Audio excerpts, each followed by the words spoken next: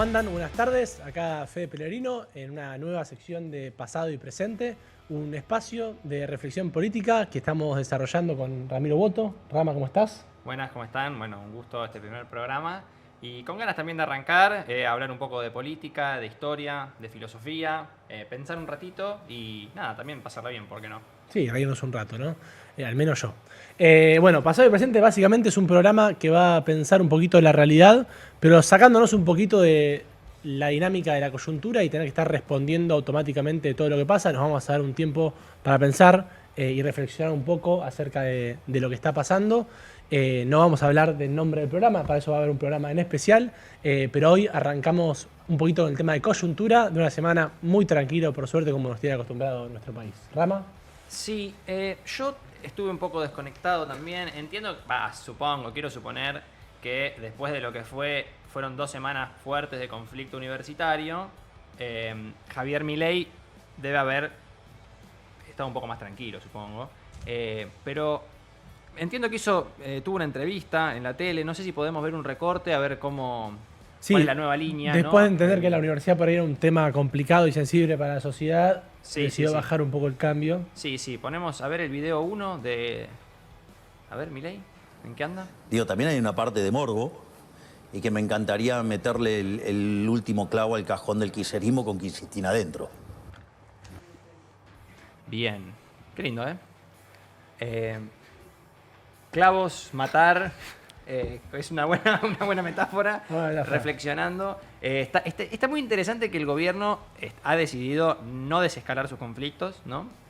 Ir apilando uno arriba del otro, sí, como para no dejar de meter agenda. Pero esta referencia rescata un poco también, me parece, lo que fue la posición que tuvo Milei en su momento, negándose a repudiar lo que fue el intento de magnicidio, ¿no? También entra como en la misma línea de no repudiar, si se quiere, dichos que no son del todo felices. No sé Fede, ¿qué pensás? No, total. Obviamente que los dichos no son para nada felices, teniendo en cuenta también los antecedentes que pasaron en nuestro país. Y está bueno pensar como él arrancó su campaña, arrancó a instalarse en el debate público, intentando de alguna manera saltar la grieta de peronismo-antiperonismo, insultaba a todos por igual, y después, recién de las PASO, después que le gana a Patricia Bullrich, decide, asentarse sobre su electorado, más el electorado no kirchnerista. Y con esto, de alguna manera, reafirma ese electorado que de alguna manera lo está perdiendo Macri, ¿no? Porque Macri, por ahí, por su, digamos así, corrección política, no se anima a decir semejante barbaridad, pero Milei sí. Y con eso, de alguna manera, le está comiendo el electorado también a Macri. Totalmente. Quien declaró en estos días también y empieza a mostrar sus preocupaciones en torno a, se vienen las elecciones el año que viene y este tipo me hace que el PRO se quede con un 7% como mucho de lo que pudo ser una fuerza que iba a poner un presidente. Totalmente. Pero antes de entrar en la entrevista de Macri, me gustaría, porque Cristina no se queda atrás, redobla la apuesta, ¿puede ser que le haya respondido, tenemos ahí el número 2? Mire, señor presidente, cortemos con esta pavada por el bien de los argentinos. Yo puedo mostrarle mi título cuando quiera. Ahora usted, ¿puede mostrar su perro? Bien. Ok. Yo también debo decir que fui de los que se comieron el byte. Claramente no es Cristina acá, no es el tweet de Cristina este. Gracioso, igual hubiera estado muy interesante que Cristina profundice absolutamente el conflicto y se meta de lleno con el hecho que más le molesta a Milei de todos los que puede haber. Uno le puede decir que Milei no sirve, que su gobierno es malo, puede bardear su gestión económica, lo que sea. Lo que sí claramente no puede hacer es meterse con sus perros. Así que yo creo que ese es un tema que lo hiere profundamente. Sí, totalmente. Y hablando un poquito de esto de, Cristina y Milei, ¿ves o entendés como que se está reconfigurando el arco político y de alguna manera Cristina vuelve a tomar centralidad gracias a polarizar con Milei y que de alguna manera es un win-win? O sea, que a Cristina le sirve para su interna dentro del PJ, contra Quintera, contra Axel, y a Milei, a su vez, adentro, decir, el anti-kirchnerista, el verdadero anti-kirchnerista, que hasta incluso llega al extremo de querer ponerlo en un ataúd, soy yo y no Macri. Como que a ambos, de alguna manera, les termina sirviendo estar peleando entre ellos y bueno, reafirmarse para su propio electorado. Sí, si les parece, vamos con la verdadera respuesta de Cristina, lo que sería el número 3. Y creo que un poco ahí se devela, un poco de mucho texto. Buenas, ¿no? ¿Un poema? Sí, buenas noches, un poema. Más allá de eso, yo creo que en el tweet, no lo vamos a leer, pero lo dejamos ahí como un poco la línea de por dónde vino la respuesta de Cristina también en ese sentido. Y la pregunta era, yo creo que acá se devela un poco esto que vos estabas preguntando, Fede. Me parece que se está intentando agarrar de esto, de alguna manera, Cristina, para apalancarse como la representación de, si se quiere, el peronismo en su nueva línea, discutiendo a partir del video de Milei diciendo que le quiere poner el último clavo en el cajón, introduciendo lo que es su línea, digamos, discutir la gestión económica de Milei sobre todo y bueno, apuntar a llevar el debate hacia las consecuencias, si se quiere, de la política económica de Milei. Creo que está claro que ella aprovechó ese momento no solamente para volver sobre la cuestión de la violencia política sobre ella como figura, sino además decir, esta no es la verdadera discusión, ¿no? Hay algo más allá y es la gestión económica de Milei y ahí está lo largo del tuit, ¿no? Así que no, bueno, pero como decíamos, una semana tranquila en la política. Ahora sí podríamos ir con un poco Macri contra su nuevo enemigo, Santiago Caputo. A ver en qué anduvo el expresidente. Nunca nadie tuvo tanto poder como tiene Santiago Caputo. No es comparable. Alguno me quiso decir que es parecido a Marcos Peña. No, Marcos Peña no puso ni sacó funcionarios de la segunda, tercera línea, ministros, nos ocupó de esas cosas. Era el estratega, él se ocupaba del área de comunicación, pero él a Santiago le ha dado un espacio de manejo que todos sabemos, es muy amplio.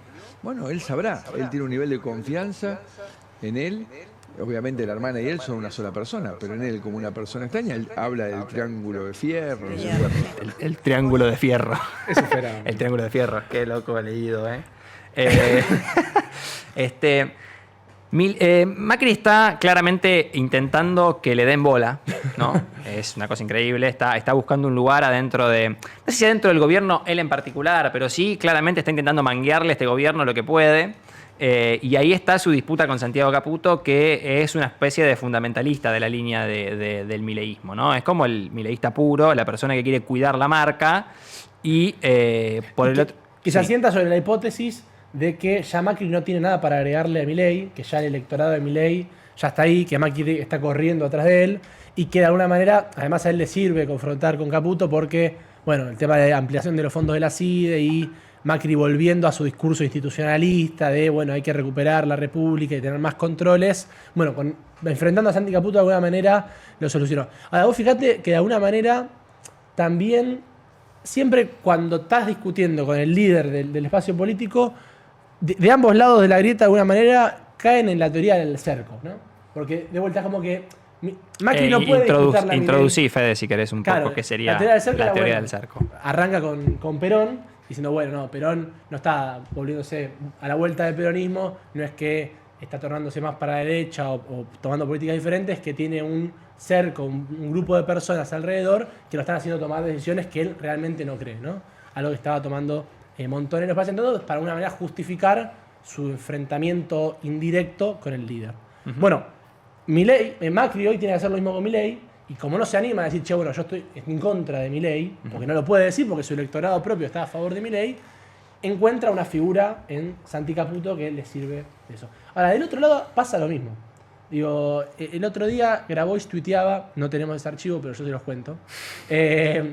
Grabois tuiteaba acerca de qué tenía que pasar en la interna del PJ, ¿no? Y un poco lo que planteaba era, bueno, Axel tiene que apoyar a Cristina sin cuestionar, y a su vez Cristina no se tiene que dejar manipular por las personas que tiene cerca. De alguna manera esto de, bueno, en realidad Cristina está bien con las decisiones que está tomando en torno a la disputa dentro del PJ, pero hay cierto sector alrededor de Cristina que la quiere llevar para otro lado.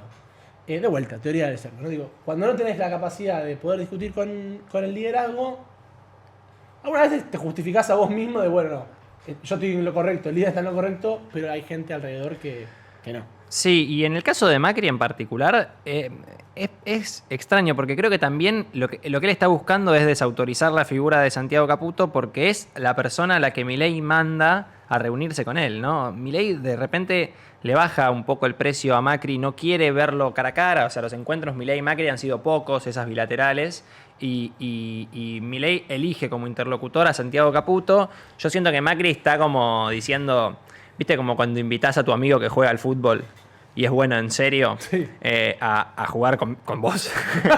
¿No? Entonces, Macri se debe sentir como fuera de su liga, ¿no? Como una persona que la están desautorizando, mandándolo a juntarse con Santiago Caputo, a negociar además migajas, ¿no? Se estaba corriendo la bola esta semana que lo que se estaba charlando era que quizá ingrese un diputado del PRO al directorio de YPF, por ejemplo, como una de las prendas de cambio de una muestra de buena voluntad, si se quiere, de el mileísmo para con el PRO. Pero siguiendo un poco, avanzando un poquito en esta y muy interesante semana, podemos ir una con... buena noticia. Sí, ¿no? Yo soy monotributista y me enteré la semana pasada que no voy a pagar más el monotributo. Bien, podemos ir, o no, quizás sí, ¿no? Podemos ir con la número 13, el compañero Fede. El compañero Adorni.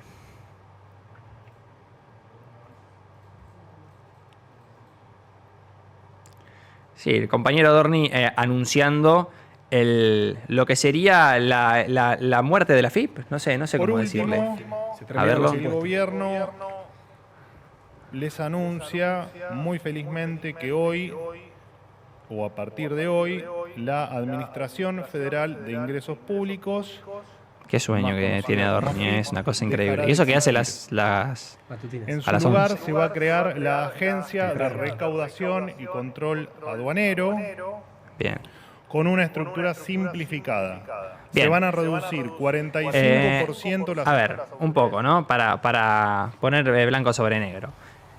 Cierra la FIP, efectivamente, o básicamente deja de existir como nombre, para pasar a construir una nueva agencia que va a tener exactamente las mismas tareas, las mismas atribuciones, solamente que va a pagarle poco a sus empleados y les va a sobrecargar de trabajo, ¿no?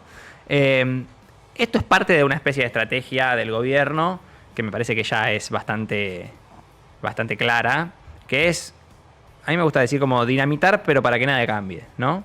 Es como decir, hacer algo muy rimbombante, muy sonoro, algo que pegue mucho, que le quede en la cabeza a la gente, como esto, ¿no? Cerrar la FIP. En su momento Milei había jugado con la idea de, bueno, bombardear para siempre el Banco Central. Para que en realidad después lo que vamos a volver a tener es esta cosa nueva que se va a llamar ARCA, que va a ser una especie de AFIP con menos recursos, que va a cobrar peor los impuestos, que va a muy probablemente facilitar la evasión fiscal y nada, o sea, es extraño, no sé mucho más que más decir, pero es una estrategia rara también, ¿no? Sí, a la vez rara, pero creo que valiosa para su propio electorado, ¿no? Que lo votó pensando en eso, en que bueno, van a bajar los impuestos. Al no poder bajar los impuestos de alguna manera o encontrar impedimentos en la realidad material, el gobierno lo que hace es, bueno, a partir de discurso, a partir de hechos simbólicos, construir una narrativa nueva. Algo muy positivo para su propia militancia, exactamente, pero a la vez también algo de verdad tiene que el director de la FIP no podía cobrar 33 millones de pesos, ¿no? No, total. De alguna manera, vos decís, pero la puta. ¿Qué tengo que hacer Es yo como dar para...? todos los pases para estar con ellos. ¿Cómo puede ser que el tipo cobrara 30 millones de pesos? Sí, tenía un sueldo infladito, ¿no? Sí, digamos un tanto caro. Está bien, tiene que cobrar caro porque de alguna manera, está bien, si no cobra alto el que maneja el FIP, imagínate los que van en impuestos se lo compran por 2 mangos, pero Sí. igual no está bien el sueldo. Bien, bueno, yo creo que eso ha sido un poco esta interesante semana en la política argentina y vamos a hacer un cortecito y vamos a ingresar a lo que sería el tema de la semana o el tema que hemos elegido, esta segunda parte. Con un gran invitado. Con un gran invitado, por suerte. Y nada, vamos a hablar un poco de peronismo, progresismo, qué hay ahí en esa relación, en ese debate, en esa... ¿Qué pasa? ¿Qué pasa con el peronismo y el progresismo?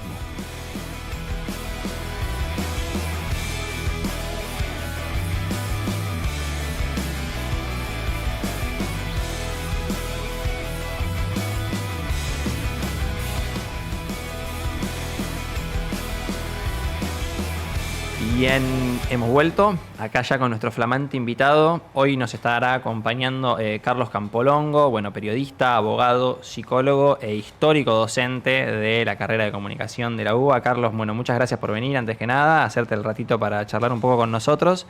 Y la pregunta disparadora no es una pregunta fácil, pero nos gustaría hacértela teniendo en cuenta tu trayectoria política, ¿no? Si vos hoy tuvieras que viste cuando hacemos en el currículum nuestra muy breve descripción, bueno, me llamo Ramiro, soy politólogo, bueno, vos ahí ponés peronista. Depende de qué es el currículum. Si es para la acción, no. Es para un laburo en el PJ. Claro. Se está viste que el PJ está buscando. Si No sé si hubiese sido sabías. en la época de la dictadura, no hubiese puesto eso nunca, porque eso ya significaba bochado de entrada. Antes que nada, quiero desearles toda la MERT del mundo. Muchas gracias, sé la trayectoria académica de ustedes, son politólogos, así que es un placer que me hayan invitado hoy. Sí, pondría que soy peronista. Bien, Más que antes. bien. Más que antes. Sí, sí. ¿Que antes cuándo?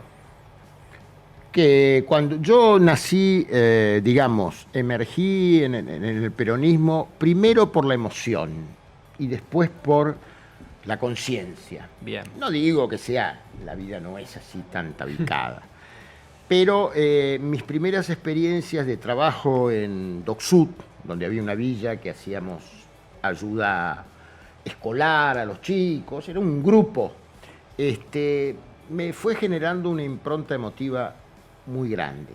Después mi formación filosófica, les diría, en términos muy generales, yo soy muy amplio, digamos, tengo lecturas con autores totalmente opuestos. Yo daba en la facultad, fíjense ustedes qué sacrilegio que cometía, porque daba en la primera materia, yo tenía 2 asignaturas, en la primera daba la rebelión de las masas, ¿me entienden?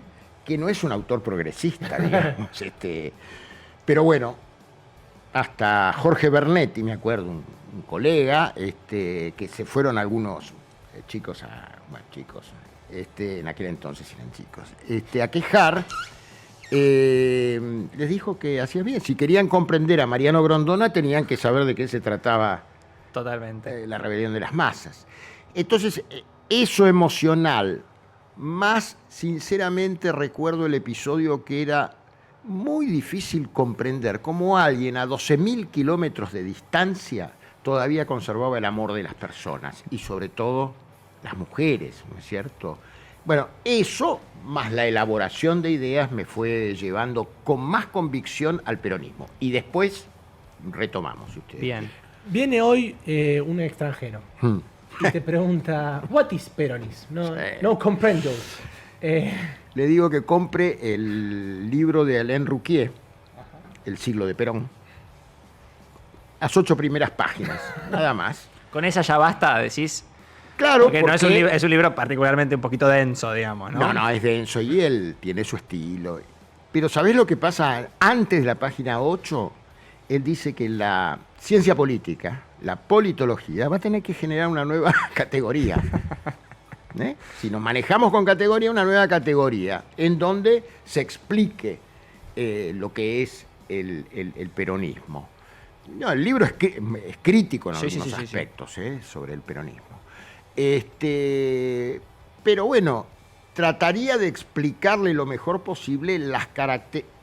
Me detendría en las diferenciaciones que tiene con los prejuicios, no dicho estigmáticamente, que tenemos todos con respecto a lo social, a lo político, a la derecha, a la izquierda. Trataría de explicarle que este es un ensayo que nace en ciertas condiciones históricas del mundo y que por supuesto que participa de lo que se llama a veces peyorativamente la partidocracia liberal. Yo no estoy muy de acuerdo con eso. Con lo liberal sí, pero para lo político, no para lo liberal economicista. Sí. Y bueno, y trataría de explicarle un poco el movimiento, explicarle el contexto en el cual se da. Por eso hay que ver si es un interrogador con cierta edad o muy joven. ¿Por qué? Porque hay un factor para mí fundamental, que es la irrupción de las masas, justamente, en nuestro país, en nuestra historia. Y Perón hacía una diferenciación. Él admitía, por supuesto, el concepto de masa, pero él procuraba una cualificación de la masa, es decir, la organización. No es esa idea un poco romántica a veces, por derecha o por izquierda, con las revoluciones, con el modelo de la Revolución Francesa, etcétera, etcétera. No es exactamente ese concepto. Y además les voy a decir otra cosa, que es mi punto de vista, puedo estar equivocado. El peronismo no nació el 17 de octubre. Todo el mundo cree que lo que fue la petición de la libertad del general Perón, en ese entonces coronel, después general, obedecía realmente a lo espontáneo. Y no fue así. En parte fue así, las emociones siempre tienen algo de espontáneo. Pero, lo que sí se dio es que Perón, desde que asume el cargo más pequeño no era ni la Secretaría de Trabajo, era una dirección, tiene una concepción del mundo que no encaja perfectamente con lo que estaba pasando. Y sobre todo él va adaptando para nuestro país. ¿Qué quiero decir con esto? Que él, acuérdense ustedes, si ustedes lo saben, son estudiosos de esto, que es la época en donde se produce el punto cenit de la industrialización. En nuestro país los conservadores hicieron algunas cosas que tienen que ver con eso. Obviamente estaba el dominio inglés por otra parte, por eso los ferrocarriles tienen la traza que tienen y nadie se anima a cambiarlas. Sí. O muy poco se las cambia. Entonces Perón va enlazando, va generando una cuestión entre emotiva, propia de un líder que lo llamaríamos sociológicamente, es un término bastante discutido, carismático. Totalmente. Y Carlos, traigamos, no sé si coincidís con esto, ¿no? Pero hoy sentimos un poco como lo que queríamos trabajar hoy, que hay ciertos personajes dentro del campo del peronismo o que reivindican cierta interpretación del peronismo que lo están llevando hacia un lugar en términos de su disputa sobre qué es lo que es o hacia dónde va. Si te parece, tenemos el video 13, vamos a ver un videito de Guillermo Moreno hablando un poco sobre, la idea de un peronismo asediado. A ver. La pregunta es, ¿el progresismo está hostigando al peronismo o no está hostigando al peronismo en este momento? Está hostigando. Muy bien. Como nos vino hostigando en el 2007. Kicillof, te lo digo como responsable del progresismo en términos políticos. Terminala.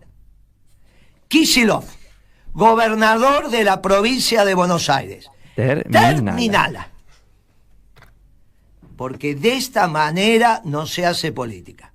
Bien. Te hago responsable de lo que le estás haciendo al peronismo. Bueno, ahí estamos, ¿no? Esto es, dejando de lado quizá el personaje, sí, particular, ¿no? Digamos, como se está llevando un poco las cámaras de la discusión y aprovechando esa coyuntura, pero la discusión de fondo me parece que era la interesante, que es si a vos te parece o coincidís con esta hipótesis de que hay una especie de elemento que le es extraño al peronismo que se llama progresismo y que si su lógica se empieza a meter en la organización política del peronismo, en su lógica de conducción, lo que fuere, le hace daño, ¿no? ¿Coincidís vos con esa lectura? Digamos, voy a utilizar un término que puede sonar duro para ustedes, pero que es la realidad histórica de lo que ocurrió. En un momento dado, en el último gobierno del general Perón, el tercer gobierno, se saca un documento de parte del Partido Justicialista donde habla de la infiltración. Después puede haber mucha polémica y debate con esto. Ahora, yo voy a fijarme en el último periodo. Sí, yo diría que el progresismo, a mí no me asusta la palabra progresista, digo, A Perón no le gustaba la palabra progreso. Lo que pasa es que el progresismo ya es un tipo de ideología. Okay.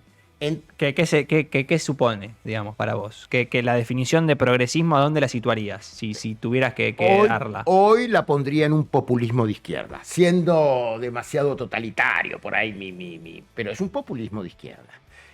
Hay un problema, y ustedes lo deben saber también muy bien, hay un problema con el concepto de populismo. Porque el populismo en realidad nace por izquierda y por derecha. En la Rusia zarista se estigmatizaba a los populistas. Pero acá en la Argentina, por ejemplo, y ustedes van a conocer la persona que yo voy a nombrar, lo trajo un italiano que trajo la ciencia política aquí a la Argentina, Gino Germani, se llamaba, que lo usaba como, te diría, muy cercano a lo que es casi un insulto. Sí, como emparentándolo en partes a la idea de Y yo creo fascismo, que es más complejo el problema de... Yo sería más aristotélico, ¿qué quieren que les diga? Total, estoy con... Sí, yo diría la demagogia. Okay. El populismo es demagogia. Sí, el populismo tal como lo entendemos es demagogia. Tal como lo vemos, en qué se le imputa, en qué gasta más de lo que recauda. Los estereotipos son los mismos. Ahora, en la Argentina, con Gino Germani, el populismo, en los libros que uno busca, él es un exiliado del fascismo, ¿no? Lo buscamos y vamos a encontrar seguramente la invecta, o sea, el insulto con respecto al peronismo como una degeneración de la democracia. Y yo creo que ese es uno de los palabras talismanes, sirven para cualquier cosa el populismo.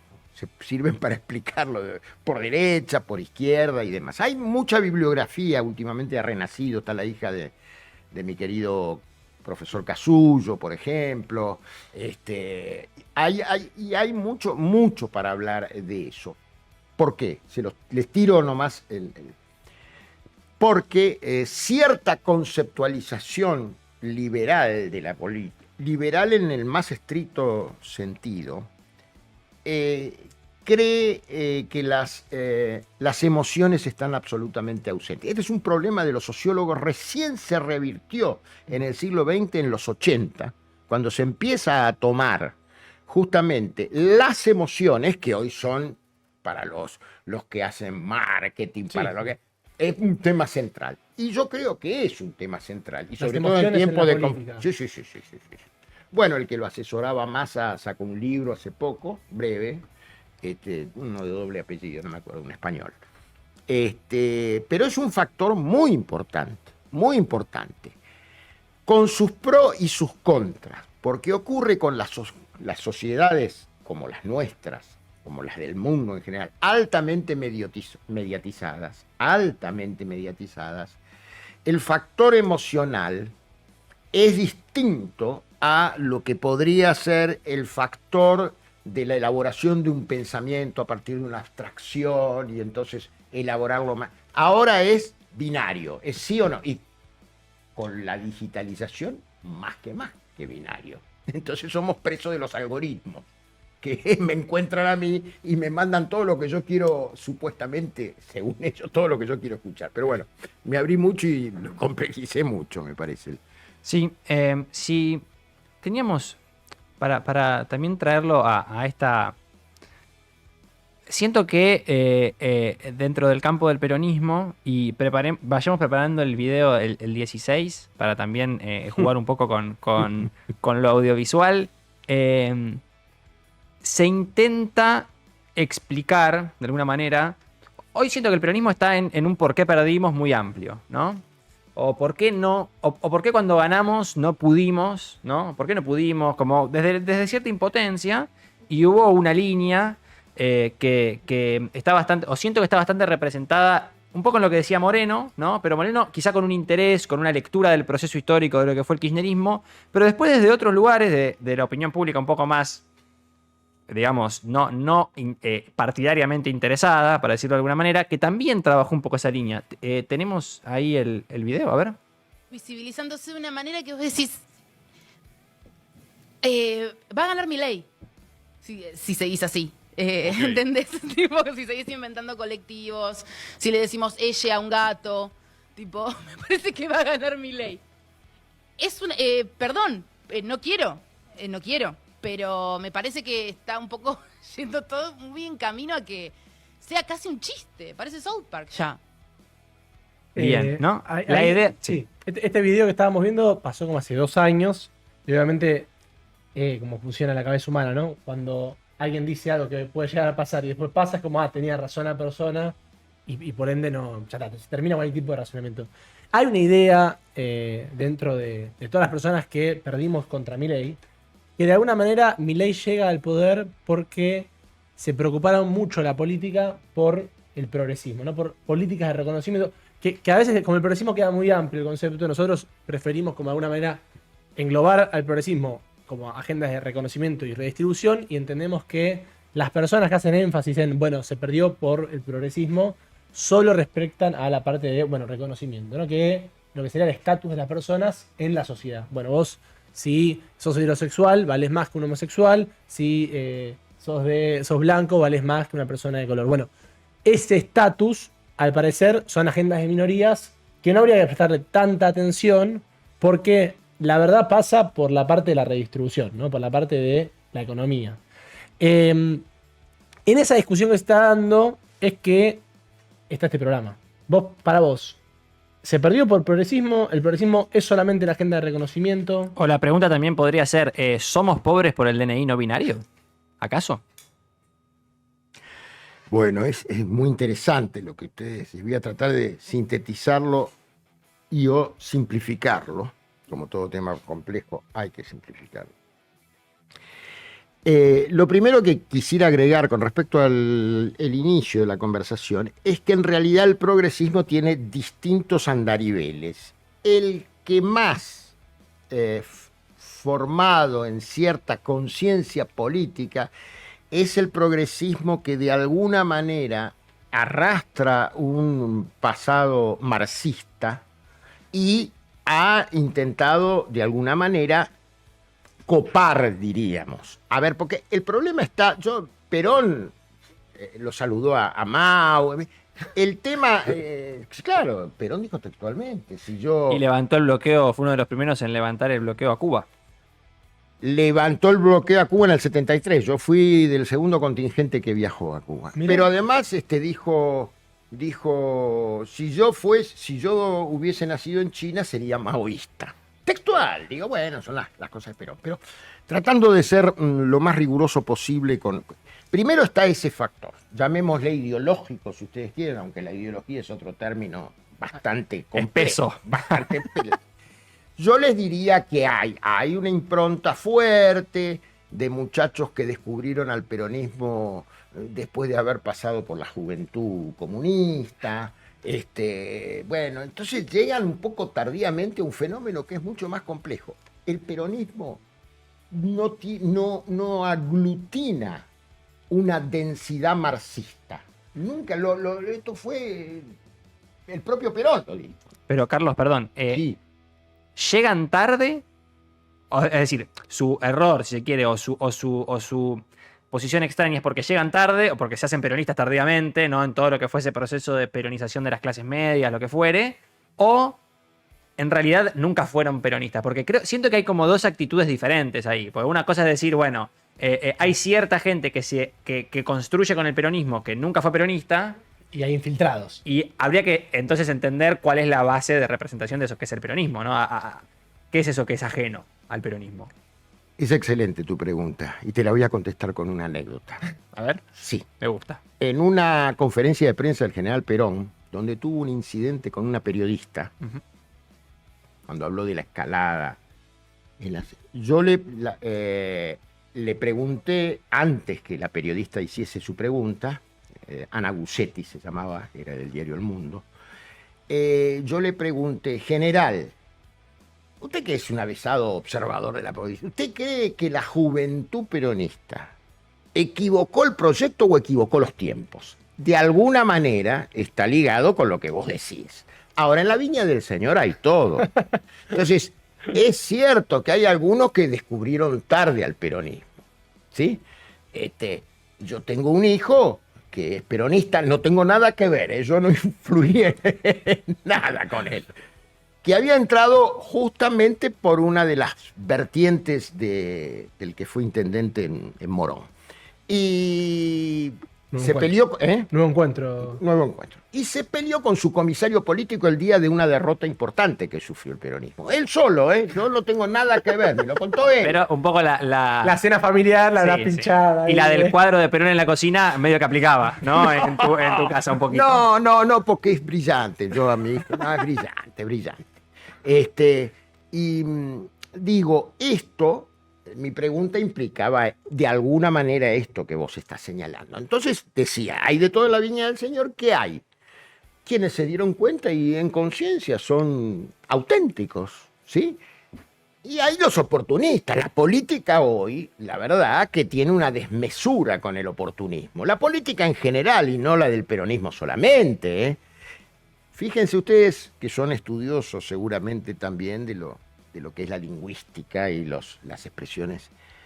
Se dieron cuenta de una cosa, que hace mucho tiempo que en nuestro país, cuando uno se refiere a las instituciones, me refiero a los políticos, no hablan de presupuesto, hablan de caja. Sí, total. ¿Queda claro? Sí. Entonces, eso no es una institución. Con lo de las universidades pasó mucho, ¿no? La idea de... El problema es que no es presupuesto, es la caja del curro del que va ahí a no sé qué. Ahora, si ustedes me preguntan con sinceridad, yo sé lo de las cajas, lo sé perfectamente y es una realidad, lo podemos discutir, es el financiamiento de la política. El problema es que el financiamiento de la política se convierte en el financiamiento de los bolsillos particulares en muchos casos. Sí, pero la discusión también está yendo por otro lado. Creo que también rebajarla así, como esa especie de política a la Lilita Carrió de... pasa por quién hace la denuncia más sólida sobre... Creo que eso un poco me parece que rebaja el debate político. Me parece que preguntarse si... Eso. Después en la opinión pública, con la presión de ciertos medios interesados, con todos los condicionamientos que quieran. Pero yo no tengo 100 años, tengo 77, pero esto no era exactamente así. Hubo episodios, pero no era un sistema o una organización delictual. Y no lo admitía. El verdadero militante, yo lo escuchaba ayer, no sé quién lo mencionó, nosotros ni nos afiliábamos al peronismo. Entonces, ¿vos no estás afiliado hoy al peronismo? Sí, me costó horrores. ¿Cuándo te afiliaste? Me afilié apenas se volvió la democracia. Bueno. Tengo el carnet número 1 de la circunscripción a la cual yo pertenezco. Bien. Se daba pero en el momento de la vuelta de Perón no te afiliaste al PJ. En el momento de la vuelta sí, él vuelve en el 73. Pero ahí no... Yo ya estaba afiliado. Ya estabas afiliado. Yo me afilié en cuanto se abrió el proceso democrático. Ok. Pero me costó mucho. ¿Por qué?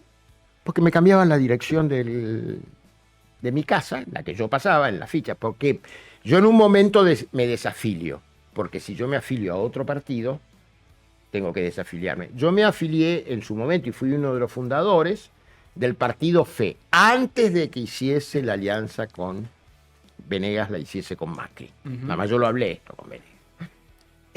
Y después yo quise volver.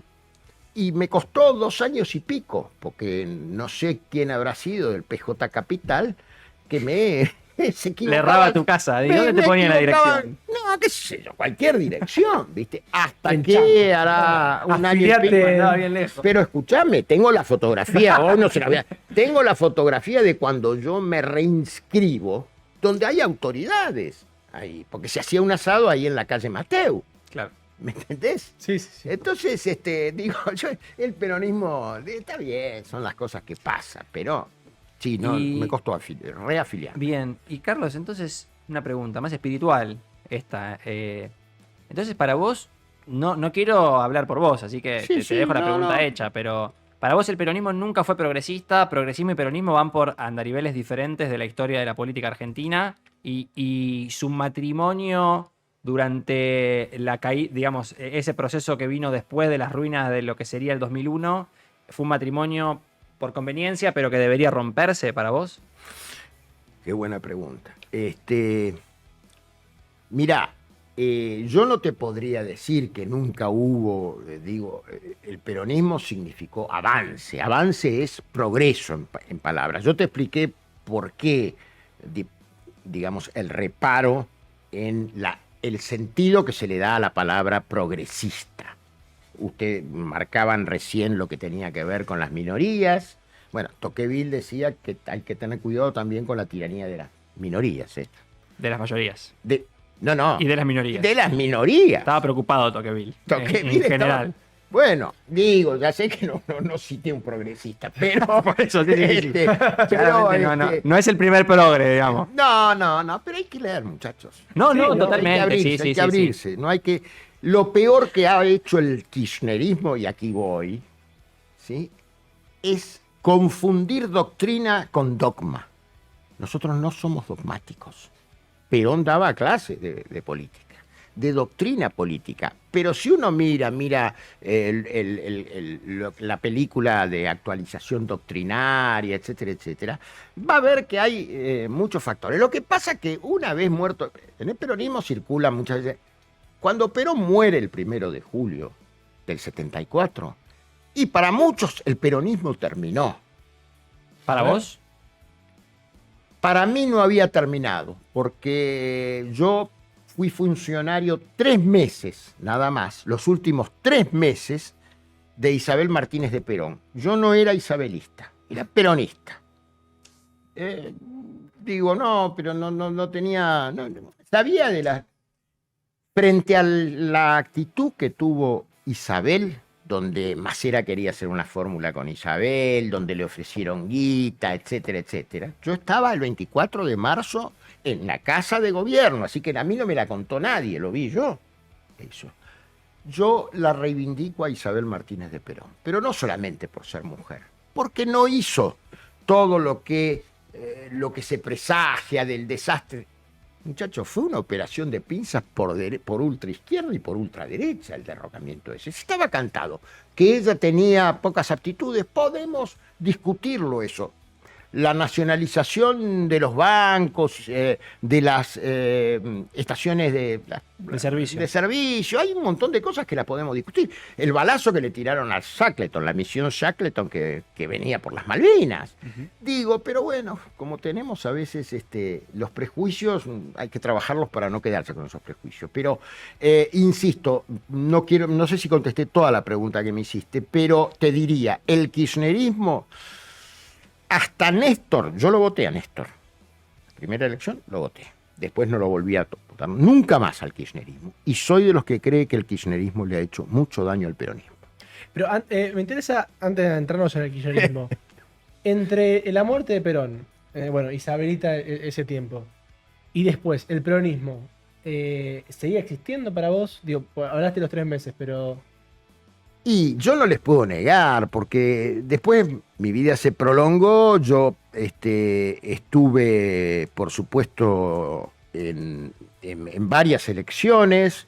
En el 95 yo fui jefe de campaña de José Octavio Bordón, que había sido gobernador de Mendoza y que venía de alguna manera a cambiar el rumbo que el consenso de Washington había establecido durante la época de Menem. Por eso ustedes decían algo muy interesante, que es del libro de Lampedusa, que es cambiar algo para que nada cambie. Mucho de eso está sucediendo ahora con el gobierno de Milei.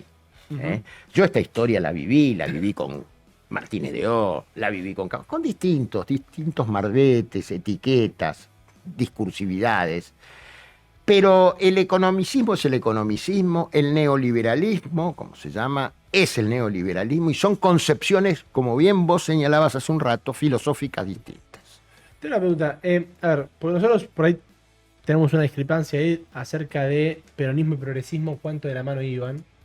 Si tomamos de la mano de, vamos a suponer que lo progre es solo tomar las medidas de reconocimiento y que el peronismo, de alguna manera, o por lo menos lo que mostrábamos en el clip de Moreno y en sus otras intervenciones, es lo material, es solamente la agenda de redistribución. nosotros nos cuestionamos si adentro de los gobiernos de Perón no hubo políticas de reconocimiento y no hubo una intencionalidad de decirle al trabajador, bueno, vos sos parte de esta sociedad y el Estado te reconoce como igual, no solo en términos de redistribución, que sabemos que lo hizo, en aumentar la participación más de un 33% en el PBI, sino específicamente en medidas, por ahí, derecho de los niños, derecho de la familia, derecho de las mujeres. Vos decías, sufragio femenino. Vos decías que era muy querido a 12.000 kilómetros de distancia por las mujeres. Eso no entraba tanto en la cuestión de redistribución. Y después políticas como que en Navidad o en Año Nuevo te llevaba un pan dulce. ¿Le llevaba el pan dulce al obrero porque le faltaba la plata para comprarse un pan dulce? ¿O era una manera de decirle, acá está el Estado que te reconoce? En ese como momento un pan? ya había un consumo apreciable. Sí, eran regalos que fueron muy criticados, como si después no hubiésemos visto. Después le regalan a las empresas públicas, claro, a los amigos de cosas. Pero, ¿sabés qué? Por ejemplo, un detalle. Evita regalaba máquinas de coser. O sea, una idea que va más allá de la distribución, del bienestar. Es una configuración de una sociedad que obviamente estaba de moda digamos, el estado de bienestar, que después con Menem empezó a deshacerse, desarticularse, pero además hay muchas cosas que tendríamos que ver. Yo he conocido gente que conoció Mar del Plata por la obra social y las obras sociales no las dio el peronismo, no las dio Perón, mejor dicho. Pero todo lo que significó la actividad de los gremios, la organización de los gremios, la discusión de las paritarias, eso redundaba no solamente en cuestiones materiales, en condiciones de trabajo, pero también en una expansión. Y lo que vos decís también, porque la distribución yo no la cierro en el economicismo. A veces las sociedades tenemos que sufrir un poco porque hay épocas de vacas gordas y de vacas flacas. Ahora el problema están siendo es medio el proyecto. Flacas, ¿no? Las vacas últimamente. ¿Cómo? Que vienen viniendo flacas las vacas. No, sí, es un desastre. Yo un poquito de alimento balanceado. Yo realmente insisto. Si vos me decís, bueno, frente a lo que ha pasado, frente a lo que son los pronunciamientos de distintos sectores sociales con respecto a lo que fue el kirchnerismo, que para mí no fue una década ganada, y explico por qué. No fue una década ganada porque hay cuestiones que no se modificaron de raíz. Por ejemplo, la concentración de lo que tiene que ver con la soja. A Néstor le gustaba discutir con 4 personas. No le gustaba el asambleísmo, que tanto a veces no le gustaba a Néstor. Hay que ver cómo se manejaba él en Santa Cruz. Digo, ahora, esto no quiere decir que yo tengo un peronómetro, estigmatizo, para nada. ¿Te molesta el peronómetro? Y te diría que cuando es muy cínico, sí.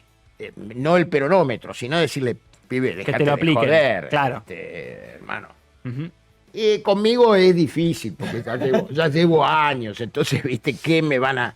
Pero hay distorsiones, en la concepción. Por ejemplo, creer que confundir comunidad con estatalismo es un error. Sí. Comunidad, me refiero en los términos comunidad del peronismo, ¿no?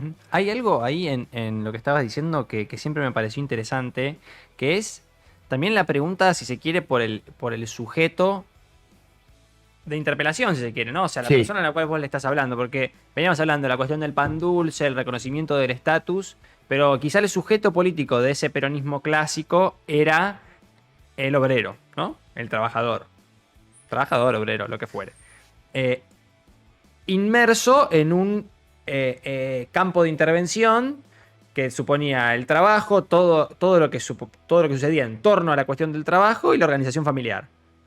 Que uno hoy, con los ojos de hoy, podría decir, bueno, es una posición quizá conservadora, lo que fuere, ¿no? Sí. Hay que entenderla también en su momento. Ahora, la pregunta me parece no es tanto esa, porque si hacemos anacronismo, si vamos a decir esa imagen de la sociedad es anacrónica, es conservadora, no tiene sentido.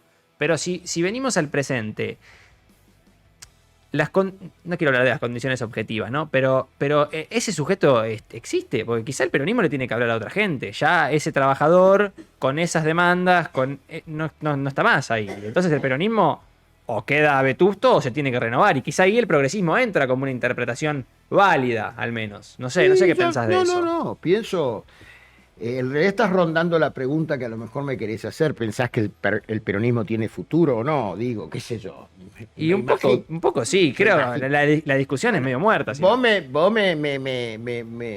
preguntaste al principio y yo te contesté. Para mí, yo soy peronista y seguiré siendo peronista. Ahora, esto es distinto a que yo vuelva a una militancia que se llama peronismo. Esto está más porque lo que vos señalaste es que el peronismo surge justamente como hablábamos en el apogeo de la industrialización y el hiato fuerte que hay y que por eso nos tiene muy confundidos, más allá de lo partidario, es que estamos realmente en una época que no sabemos bien qué es todavía. Sí, ¿Qué pasa? Entonces, pero yo hablo, y esto lo dice un Trosco, y yo lo repito, no, yo soy Trosco, pero quiero decir, el que lo dice es un italiano muy piola, que ahí me dio una clave.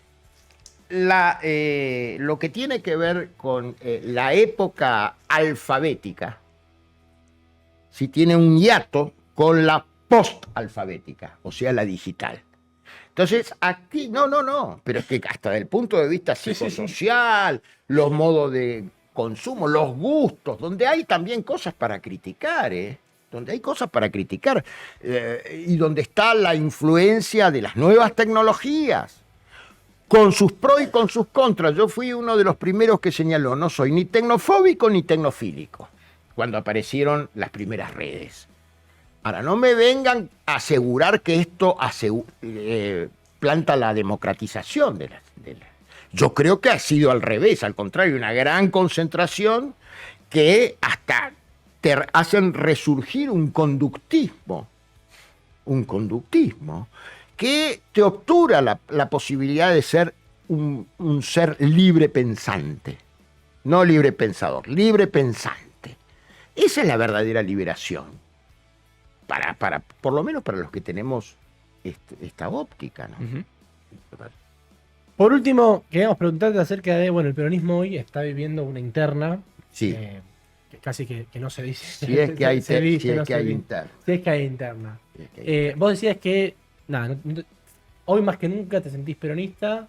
Dentro de esa interna estás en un bando. ¿Qué opinás de esa interna? ¿Tiene sentido? ¿No tiene sentido? ¿Cómo ves al peronismo hoy de cara al próximo año? ¿Te sentís representado por ese debate? ¿Sentís que se está discutiendo algo de positivo? Ninguna manera. Bien. No sé si fue claro. Taxativo. De ninguna manera. Estamos viviendo circo. Por Dios. Digo, de un lado o del otro. Con el discurso arquetípico que te dice, no es tiempo para pensar en los candidatos, primero hay que hacer la organización. Esto es un macaneo. Es decir, eso como lugar común para tapar el verdadero vacío de ideas que tiene la política en general, no solamente el peronismo, la política en general. Veamos la fragmentación de todas las... Hasta el término se ha cambiado. Ya obviamente los partidos políticos no existen más y no sé si existirán. Existen los espacios, ¿viste? Espacio. Que el espacio siempre es fluctuante. Es, diría, ¿cómo se llama? Líquido. Bauman. Líquido. Es líquido, ¿no? Y la verdad que algunos puntos de anclaje hay que tener en la vida. Me parece, qué sé yo. Pero también, no, paradójicamente, perdón que interrumpí. Interrumpa. Paradójicamente es una discusión que se cifra en torno a un partido. En el momento en el que estamos diciendo los partidos ya no sirven, la política es otra cosa, la política del TikTok, no sé qué, de repente el ojo público, el debate público se está llevando toda la atención de una discusión que es sobre la conducción de un partido con una elección, ¿no? Tiene esas características llamativas. Y con dos pícaros contextuales. Vamos a llamarlo pícaros para hacer casi un embajador, un diplomático. La polarización, Milei y Cristina. ¿Es negocio para los dos? Sí, claro. Funcionales, como dicen ustedes. Son funcionales, el uno al otro. Y se ve cómo son las réplicas, los tonos, que de acá. Entonces la verdad, me cuesta creer en eso. Yo quisiera creer, yo creo en la política, no soy apolítico, nunca lo fui, sé lo que son las listas negras, sé todo eso. Sé lo que pasa en los medios, pero bueno, ¿qué vamos a hacer? Esto es lo que tenemos. Tratemos de construir algo. Bueno, Carlos, muchísimas gracias por haber venido. Un placer tenerte acá. Primer invitado de pasado y presente. Esperamos volver a verte. Y bueno, muchas gracias por haber estado en este programa. Gracias a ustedes por la invitación y les reitero, mucha suerte. Muchas gracias.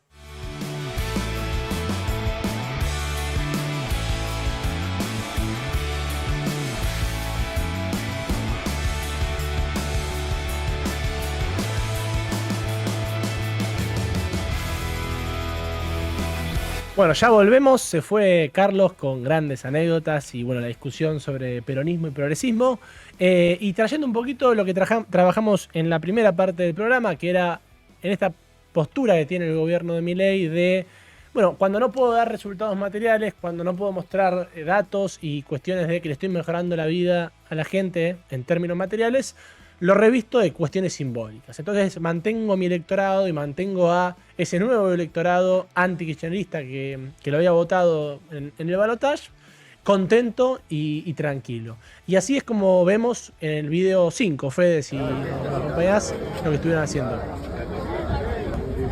Esto es para contextualizar. Caballito. Sí, Caballito, que es un concepto amplio, ¿no? Little Horse.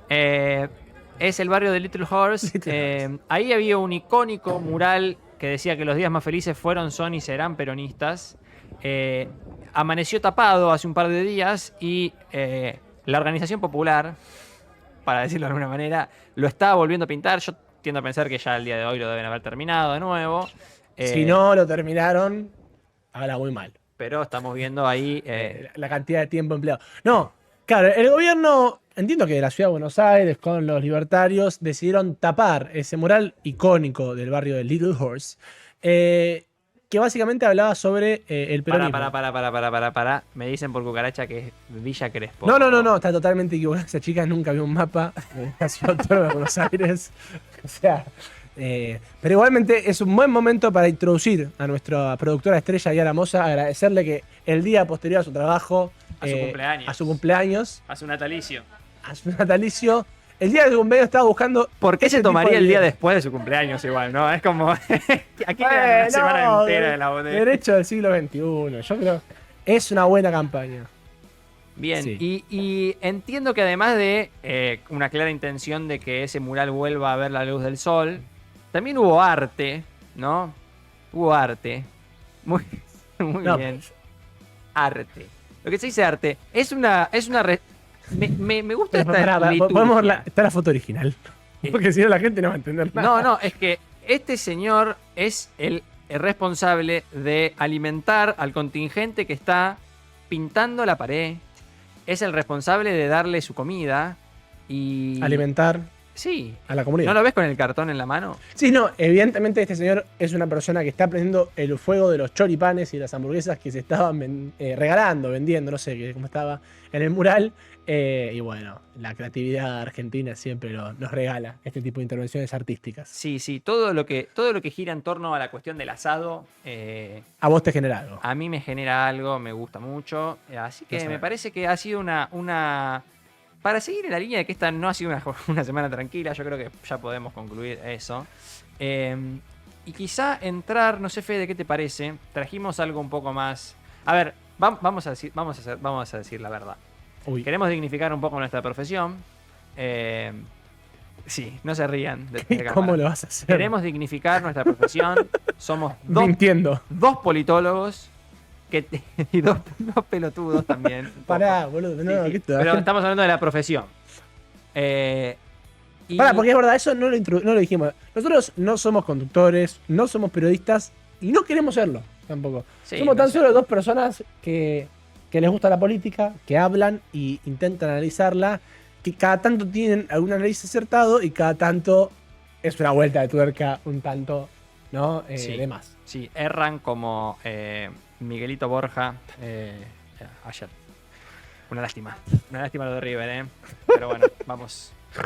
Bueno, entramos en el video de Javier Milei hablando sobre las universidades públicas. No. ¿Qué video? ¿Qué video? No te regalé. No te regalé. Es el primer programa, hermano. No, vamos a trabajar con una encuesta. Vamos a trabajar con una encuesta. Vamos con lo que sería la imagen 8. Bien. Contextualizo y conversamos un poquito. Subán Córdoba, una encuestadora muy, muy conocida que trabaja temas de opinión pública, sobre todo especializada en temas políticos. Que fue la única la que estuvo más cerca de acertar el 30% de Milei en las PASO. Sí. O sea, es muy seria la encuestadora. Bien. Hizo un mapeo en la semana de mayor, digamos, conflictividad política en torno al tema universidades, es decir, hace unas 2 semanas y media ya, se hizo una encuesta para mapear un poco el estado de la opinión pública con respecto a ese debate. Bien, y vemos ahí un poquito el desempeño de las preguntas, ¿no? Pero concentrémonos en lo que se pregunta también un poquito. Si las universidades públicas son un orgullo para la Argentina, el 86% está de acuerdo. Si las universidades públicas son un gasto innecesario, el 91% está en desacuerdo. Bien, y si pasamos a la imagen 9, vamos a tener un poquito más de info sobre dónde está. Me mata ese 99,0, es increíble. La educación es la herramienta para crecer como país. 99% de la gente dijo que sí, ¿no? Yo te juro, tengo ganas de conocer a la persona del 0,7. El del 0,7 está bien. El del 0,3 me interesa, como no sabe. No sabe. Es una pregunta más bien elemental, ¿no? Como sí o no. Además no había ni siquiera muchas opciones. Pero vamos. Y la otra decía, la universidad pública ayuda a la movilidad social, 80% a favor. Es decir, uno podría concluir, viendo esta parte de la encuesta, que la línea de Milei, que fue hacer atravesar el conflicto universitario por una deslegitimación de la universidad pública, como algo que no sirve, algo que está vetusto, algo que es una caja, un curro, un lugar que tiene una intención de inclusión social que después no cumple en la realidad, porque en realidad le estamos pagando la educación gratis a los ricos, ¿no? ¿Qué te parece a vos eso? ¿Coincidís? ¿Estás en el 99% o vos fuiste el del 0,7? No sé. ¿No sabés? No sé. Yo te juro que iba a ser encuestador para estar en un focus group y que la persona me diga, no sé. Es la pregunta más simple que hice en mi vida. Bien, sí. Bueno, es un tema. Bueno, pero lo importante está en cuando aparece, esto es lo que detectaste vos, ¿no? Que por suerte tenemos a alguien que lee bien las encuestas. Que cuando aparece la palabra Milei, vos destacaste perfectamente que el 34% de la gente está de acuerdo con que Milei tiene que ajustar a las universidades. Que acá aparece lo clave, ¿no? Porque de repente vos tenés la bandera y ahí te podés quedar como medio en los laureles de que, bueno, la bandera de la universidad pública es un consenso general, que es un poco lo que pensamos todos, y bueno, Milei no va a poder avanzar contra esto. Y después te despistaste un segundo y tenés un 34% de la población que está a favor de ajustar la universidad. Que es sin lugar a dudas una gran victoria de Milei. Y esto cuesta verlo, esto cuesta aceptarlo y hasta es un poco triste, pero nos están ganando, ¿no? Porque vos decís, bueno, es un 34%, bueno, pero probablemente si vos hacías esta encuesta hace 4 años, bueno, el 10% de la gente te hubiera votado que había que ajustar a las universidades públicas. Que más allá de, Milei logra introducir el tema de la caja de la universidad y logra a su propio electorado, un poquito más de la gente que lo había votado, 34% en las PASO, convencerlos de que hay que ajustar la universidad pública. Introduzcamos, y si querés, esto que estás diciendo vos. Vamos con la imagen 10. Bien, ¿qué pasaba en la encuesta cuando no se preguntaba por una pregunta abstracta, es decir, si estabas a favor o en contra de tal o cual medida, sino si se preguntaba acerca de Milei? Es decir, se preguntaba acerca de la posición de Milei, si se estaba de acuerdo con la posición de Milei en el conflicto universitario, ¿no? Entonces se preguntaba si estaba de acuerdo con el veto de Milei a la ley de financiamiento universitario. Bien, tengamos en cuenta, esta es la misma gente que respondió toda la encuesta. Bien, acá los resultados cambian. ¿no? O sea, la persona que dijo, perdón, le agarraron a 1000 personas. Le preguntaron, ¿la universidad pública es movilidad social ascendente? 90% sí. ¿La universidad es clave para el desarrollo del país? Sí. A esa misma persona, de la pregunta abstracta, le fueron y le dijeron, pero vos, ¿estás a favor del veto de Milei o no? De Milei, del veto de Milei, no de financiar la educación pública, del veto de Milei, y casi el 40% de los encuestados y las encuestadas dijeron que sí. Es una cosa increíble. Esa misma gente que había respondido a las preguntas abstractas, que estaba del otro lado del conflicto, o sea, del lado que no era el del gobierno, de la posición que no era la posición del gobierno, sin embargo, cuando le preguntás por Milei en particular, esa distribución al menos cambia. Está bien, hay un 60% en contra, pero veníamos de otro tipo de números. Y si lo mechamos con la imagen 12, bien, pregunta, Milei no cree en la educación pública. De vuelta, se vuelve a repetir la misma tendencia. Cuando preguntamos por Milei, los resultados cambian claramente, ¿no? De vuelta tenemos, uno podría decir, Fede, vos decías, Milei está ganando. Uno podría decir, no sé, no sé si iría tan lejos. Sí diría, hay algo que le está saliendo bien, que se habló bastante, que es, está consolidando su núcleo duro, está consolidando su tercio para meterse en la disputa con el ojo en el año que viene. No sé qué te parece eso a vos. Sí, totalmente. Creo que lo que hablábamos un poquito antes, ¿no? Le está comiendo el electorado a Juntos por el Cambio, que era un electorado que no se animaba a pronunciar. Digo que de alguna manera estamos viendo que vos tenías el electorado, ponerle, vamos a decir, centro-derecha, y hoy, gracias a Milei, lo está logrando correr más todavía a la derecha, la opción conservadora, la opción de financiar la universidad pública. Para mí, Ramiro, es una clara victoria de Milei. ¿Vos dudas? Hace cara, Ramiro. Yo, sí, no es que dude, o sea, es complejo llamarle victoria. Está bien, quizá me estoy yendo, ¿no? Pero es complejo llamarle victoria a algo que se construye en una encuesta. No necesariamente es un programa de streaming, Ramiro, no un paper, te pido por favor. En torno a un conflicto que claramente es impopular, ¿no? No sé si es tan impopular. Ese es el problema. O sea, el conflicto es impopular, pero él logra que cuando se traspasa a estás a favor o en contra del veto, gana popularidad.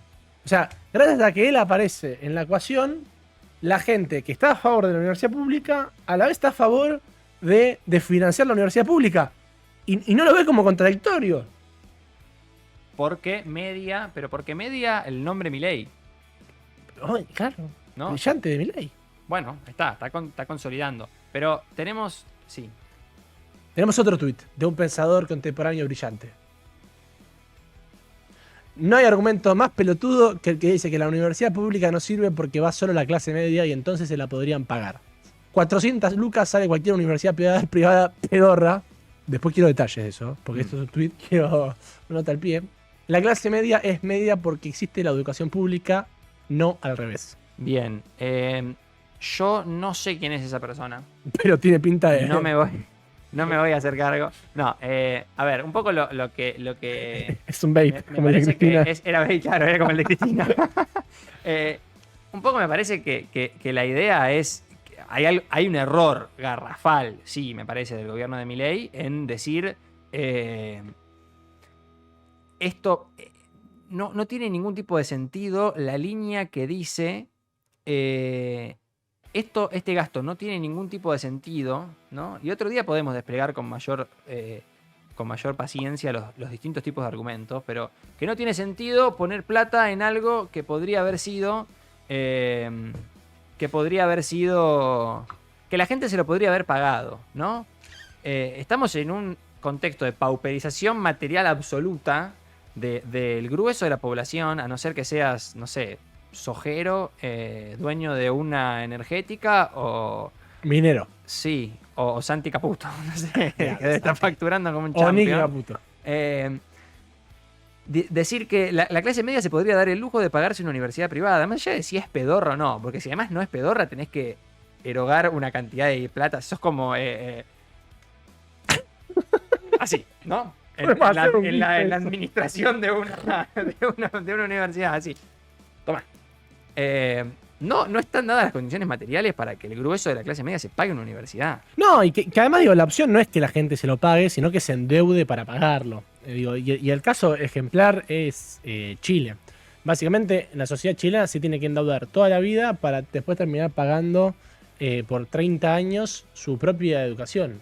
Y desde ya que, digo, no sé, creo que no está mal ni bien. Uno tiene que elegir en qué sociedad vive, y la discusión acá central, la que quiere dar Milei y la que necesitamos dar nosotros es, che, nosotros queremos vivir en una sociedad en donde no tengas que endeudarte toda tu vida para pagar la universidad. Y pasa, digo, yo tengo conocidos chilenos y un pibe que estudia ingeniería por ahí está 20 años pagando la cuota de su universidad una vez que la termina. Y vos decís, claro, y si o sea, vos terminás la universidad, sos profesional, tenés que estar pagando la universidad y a su vez después tenés que estar pagando tu casa con otro crédito y al final vivís endeudado. O sea, es como que estudiás para después tener que trabajar en lo que estudiaste sí o sí, ganar muy bien porque las universidades, las carreras mejor pagas en el mercado son las que vos después tenés que pagar más.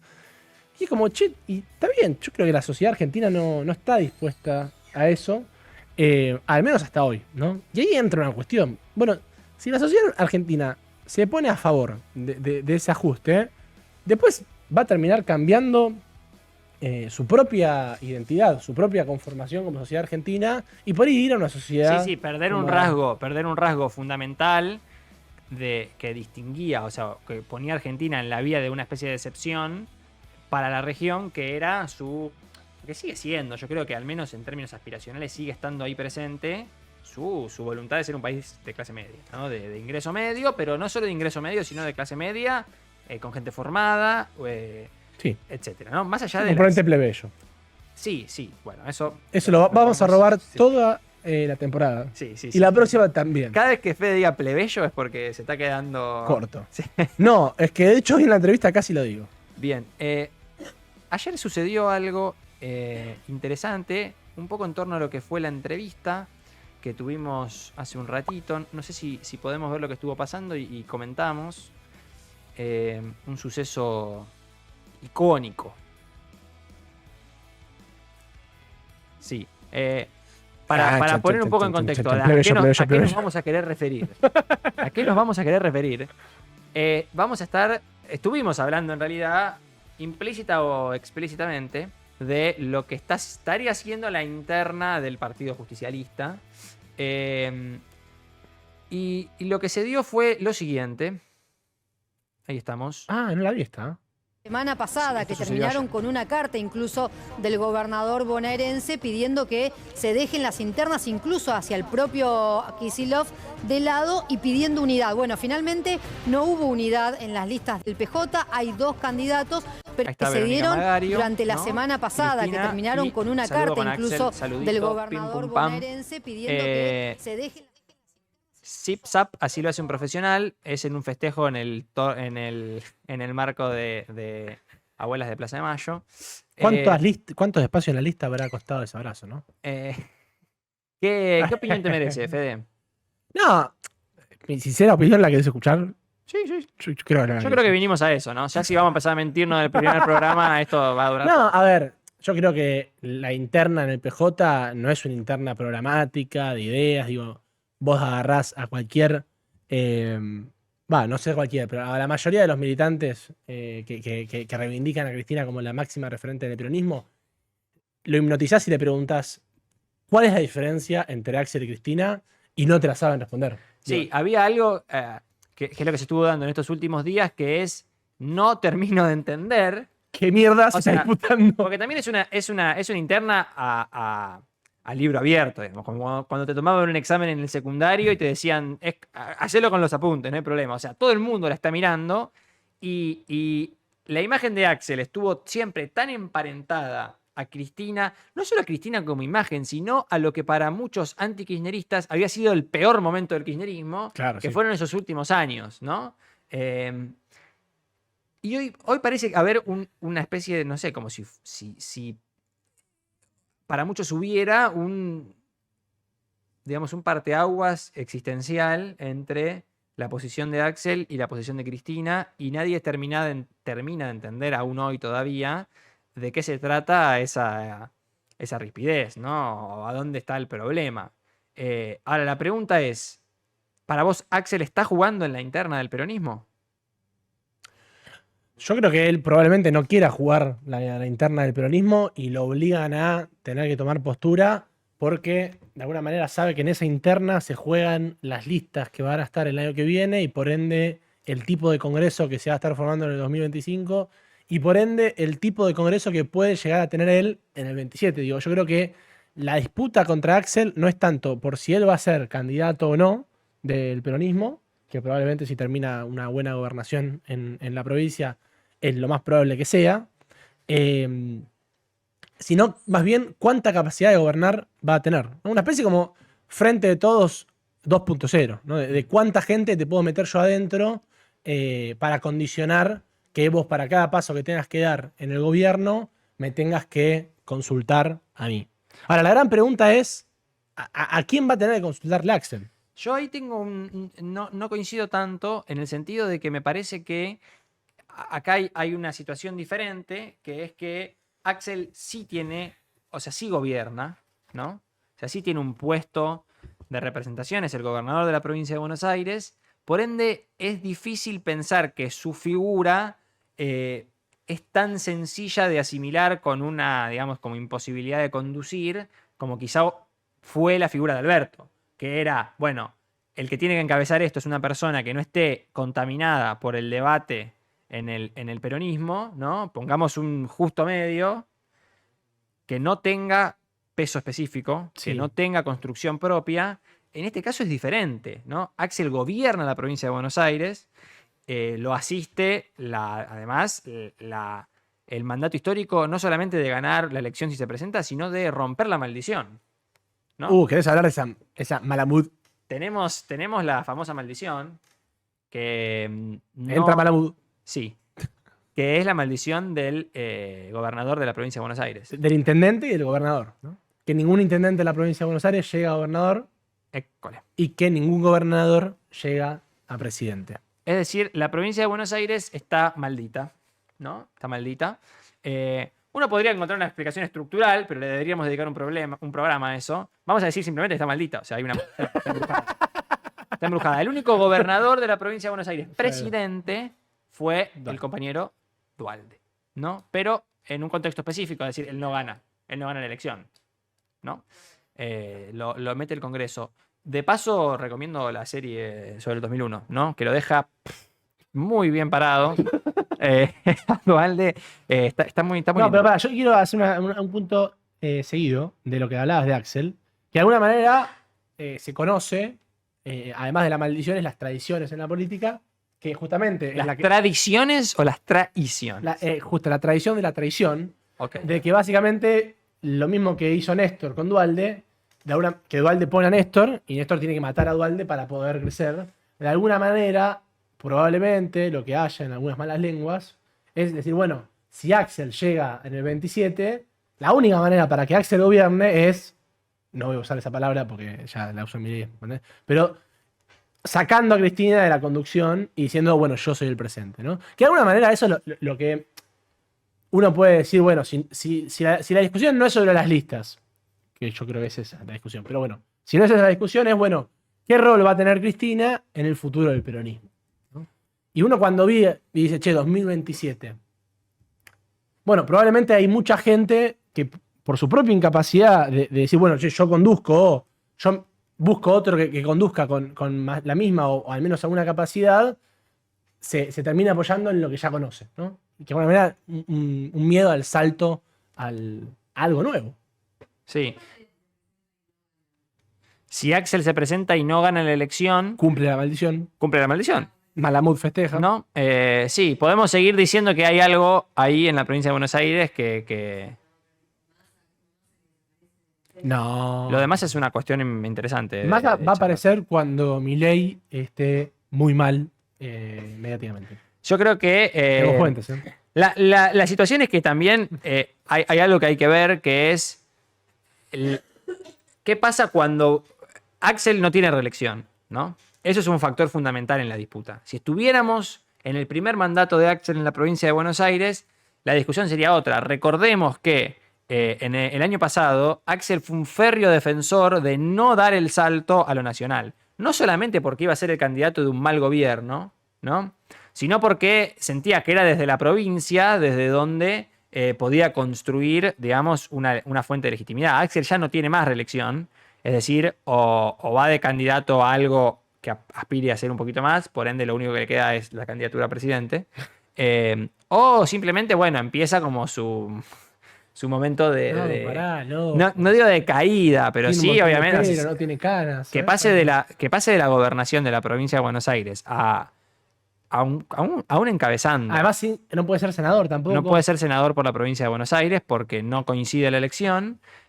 Así que nada, pasaría a ser encabezar la lista de diputados, por ejemplo. No, sería rarísimo. Sería, ¿no? Entonces, sí. ¿Qué pasa si Axel pierde? Y bueno, no, quizá el peronismo perdió una de sus figuras. Este país tiene una gran tradición de no votar perdedores, ¿no? Nadie que se haya... no perdedores tipo losers, ¿no? Sino perdedores electorales. Si vos te presentaste a una elección a presidente y la perdiste, este país no perdona. Te condena. Te condena. Esa no la tenía, ¿no? Te manda. Sí, fíjate. Son teorías.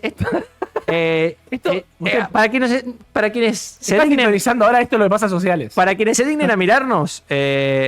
Sociales es esto. Esto es básicamente la ciencia política. Venimos y decimos, ¿qué pasa acá? Que bueno, el gobernador nunca puede ser presidente, listo. Teoría. Sacamos 3 libros, ¿no? Metemos 2, 3, 4 congresos. Y de esto medio que trabajamos nosotros, qué sé yo. Pero sí, no, a ver, la foto es sugestiva, también hay que entender el marco, ¿no? Abuela se aglutina. Todavía. No estaba Quintela en la foto, me parece. No estaba. No aglutina tanto. No, bueno, pero quizá también el lugar, ¿no? No sé, no sé si necesariamente supone como una veña. Para mí es forzar mucho también. Hay que entender las cosas en su contexto. No sé, es forzar mucho el video a decir, en realidad, Axel. No sé. O sea, la verdad que es un acto que puede trascender, si se quiere, una disputa. Okay. Una disputa. Fue casualidad. Sí. Por lo cual, bueno, yo siento que el tema seguirá, ¿no? Está dando mucho que hablar. Por suerte nos veremos la semana que viene. Sí. Vamos a seguir robando con esto y con lo de Plebeyo la semana que viene. Muchísimas gracias. Buenísimo. Un programa entero lo de Plebeyo. Ya tenemos solucionado el próximo tema. Bueno, muchísimas gracias por sintonizar pasado y presente. Muchísimas gracias Yara, muchísimas gracias Fede y a la producción interestelar que tenemos. Nos vemos la próxima, Rama. Muchas gracias a vos también. Nos vemos la semana que viene con más. Si no, yo a vos no te voy a agradecer. No. Fede. Le agradezco a Fede y le agradezco a Yara, ¿sí? Por un gran programa. Y nosotros nos estamos viendo la semana que viene. Y a Carlos por venir también. Bueno, muchas gracias a ustedes por sintonizarnos. Nos vemos.